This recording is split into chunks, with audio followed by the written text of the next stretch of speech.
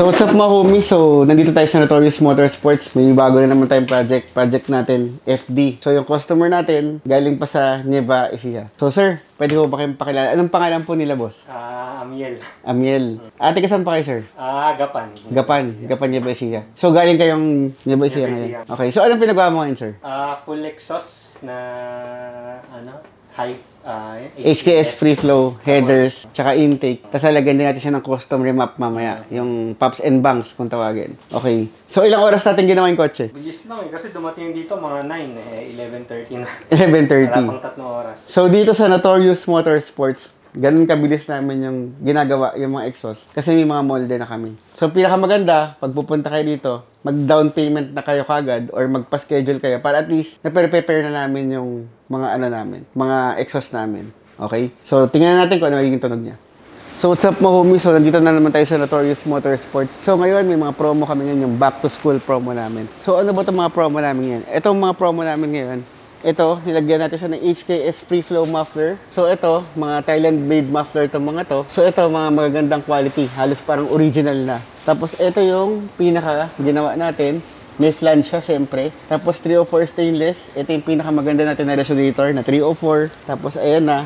So ito na yung ginawa natin na exhaust system. Tapos syempre, nilagyan din natin siya ng flexible pipe para maiwasan natin yung vibration at nagtanggal tayo ng catalytic converter para bumilis din yung kotse. So bakit ba natin tinatanggal yung catalytic converter? Syempre, para mas bumilis yung kotse. Pangalawa, syempre para magkaroon siya ng ingay or matanggal yung parang filtering niya. Pangatlo, para tumipid sa gasolina. So, paano siya tumitipid? Siyempre, konting apak mo na lang, wala nang delay. Hindi kagaya pag may catalytic converter siya, may delay yung kotse. So, kailangan talaga siyang tanggalin. Mas maganda sana kung wala. Okay? So, ito na. Pakinggan natin kung ano magiging tunog.